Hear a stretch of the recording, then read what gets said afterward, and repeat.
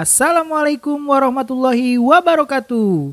Balik lagi di channel YouTube Edu Story, tempat belajar UTBK yang cozy. Sebelum belajar, jangan lupa subscribe, like, and share. Untuk support kita lebih semangat lagi, bantu pejuang PTN se-Indonesia. Lanjut ke pembahasan soal-soal up to date ya. Jangan lupa berdoa.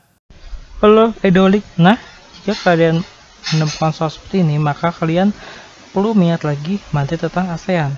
Nah, soal disebut ini produksi padi di ASEAN tuh difasilitasi oleh sebuah penelitian yang namanya Rice Research Institute. Dia tuh ada di mana?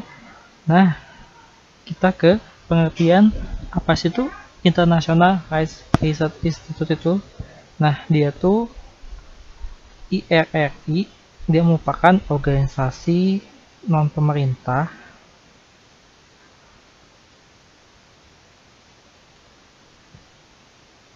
berarti dia swasta ya,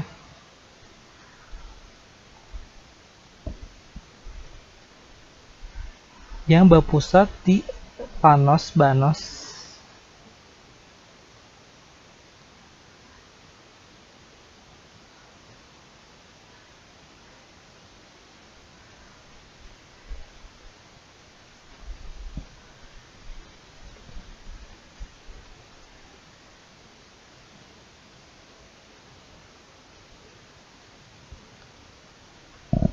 Laguna Filipina.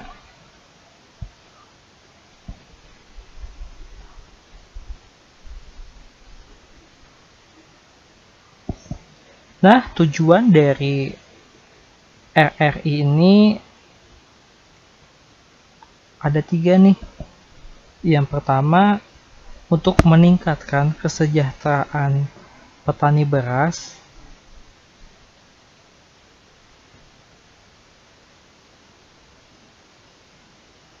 Yang kedua, dia meningkatkan kesejahteraan konsumen serta berdampak pada lingkungannya. Berdampak positif pada lingkungannya.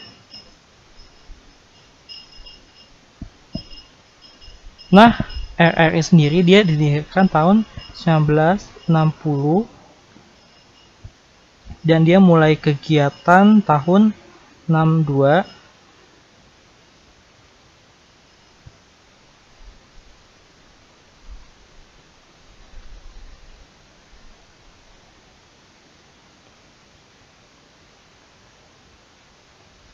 IRRI, nah buat sekarang ini dia lebih dikenal dengan revolusi hijau di Asia.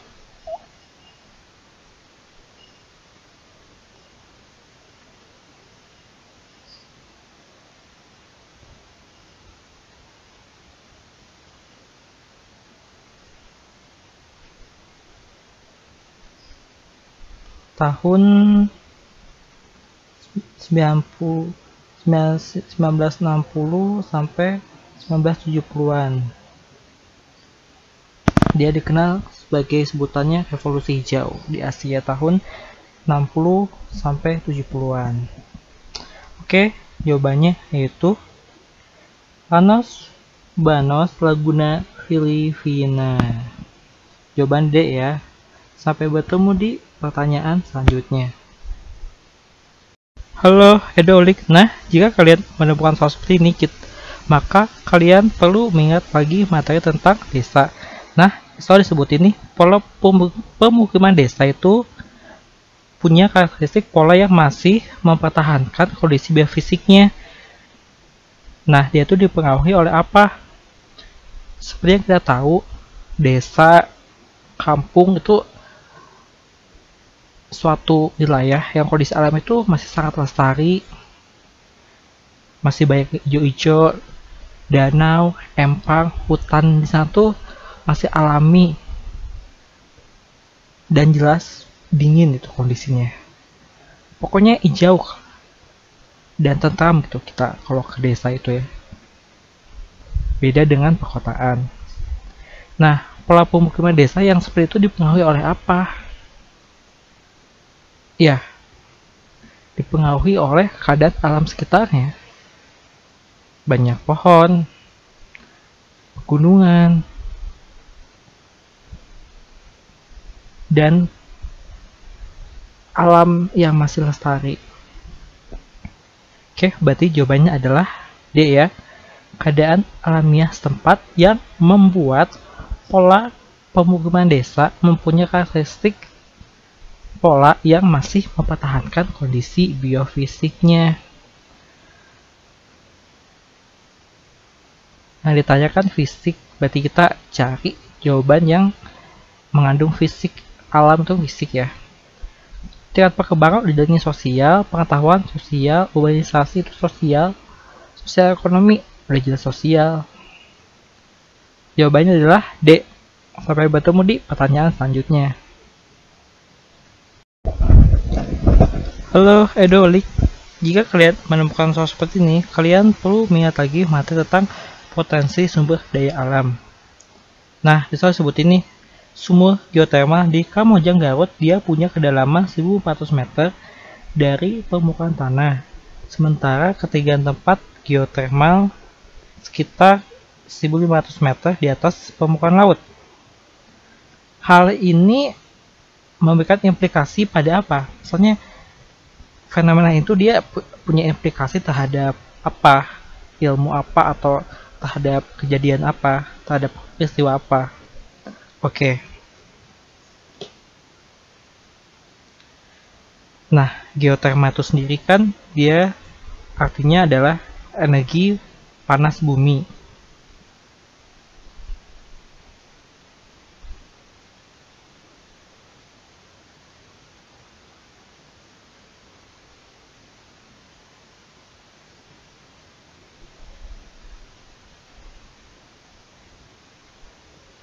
Nah, energi geotermal atau energi panas bumi dia bisa aja ada di tempat yang curam, bisa di tempat yang datar.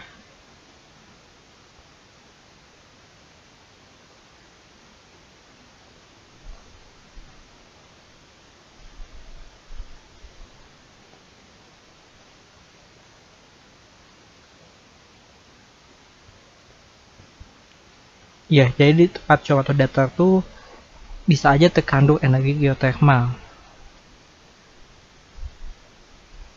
Maka diperlukan analisis lebih jauh di keilmuan geofisika untuk membahas fenomena ini. Fenomena yang di atas ini tentang geotermal, tentang ketinggian tempat yang mempengaruhi geotermal ini patut dan harus dipelajari, dikaji oleh ilmu geofisika. Ya. Oke, jawabannya adalah D ya.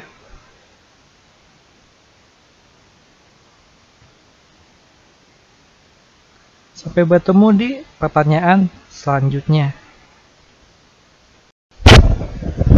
Halo Edoholik. Nah, jika kalian menemukan soal seperti ini, maka kalian perlu lagi mengingat materi tentang pengolahan sumber daya alam. Nah, soal disebut ini, dalam mengolah lahan tegalan, petani umumnya melakukan pencampuran tanah sebelum akhirnya ditanam gitu ya. Tujuannya apa sih? Nah, kita bahas dulu apa sih artinya lahan tegalan. Nah, dia tuh adalah suatu lahan yang ditanami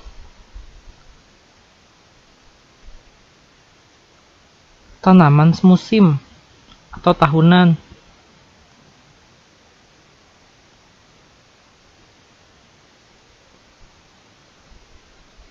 Contohnya duren ya, rambutan, jambu. Kan mereka tuh ada musim-musimnya kan, musim duren, musim rambutan, termasuk jambu juga ada beberapa dia yang musiman. Nah, tujuannya melakukan pencangkulan tuh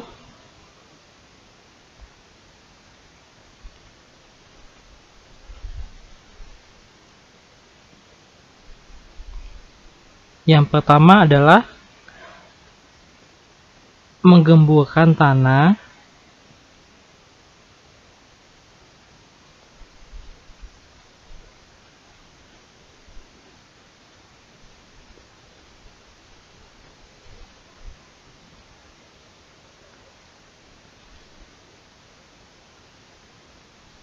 yang kedua, memperlancar sirkulasi udara dalam tanah tersebut ya.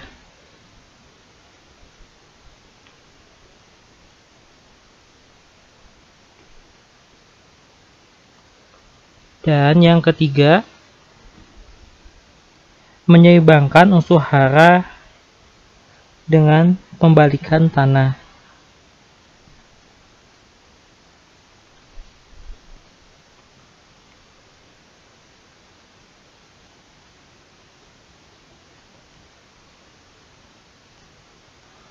Unsur hara dengan penyeimbangan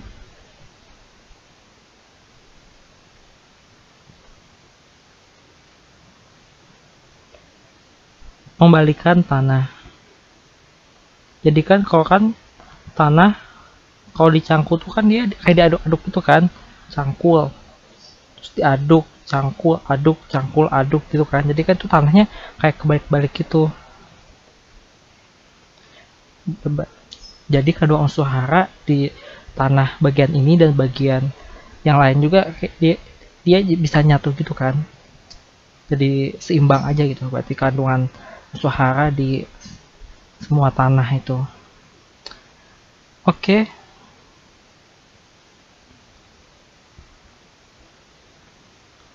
Berarti jawaban yang benar adalah yang D aja ya. Sampai bertemu di pertanyaan selanjutnya. Halo Edolik. Nah, jika kalian menemukan soal seperti ini, maka kalian perlu mengingat lagi materi tentang gempa bumi. Nah, soal sebut ini meletusnya gunung api Krakatau dapat menyebabkan tsunami. Nah, getarannya yang diakibatkan oleh letusan gunung itu disebut gempa apa?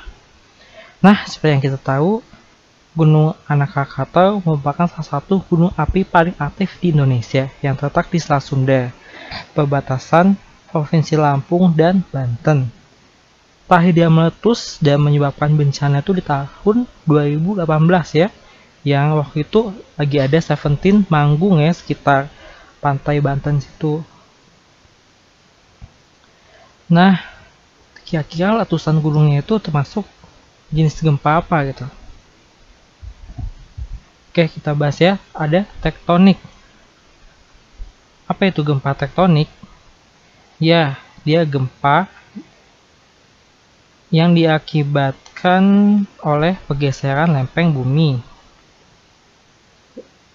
Jadi lempeng bumi yang bergeser mengakibatkan getaran yang kita sebut sebagai gempa tektonik.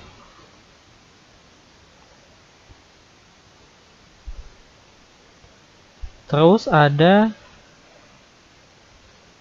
gempa vulkanik. Nah, gempa vulkanik itu dia disebabkan oleh aktivitas gunung berapi.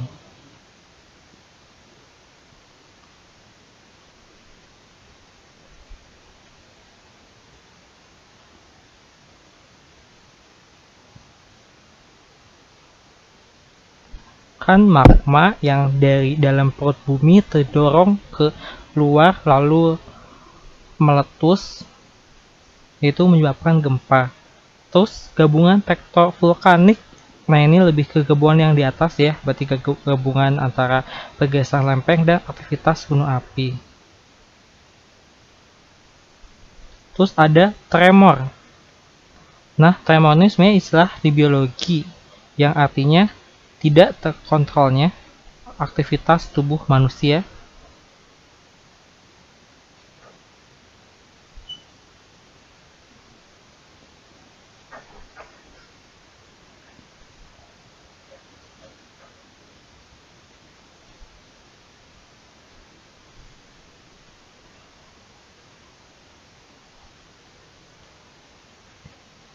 Terus ada guguran atau ya lebih gampang bahasanya runtuhan, yaitu gempa yang diakibatkan oleh runtuhan sesuatu.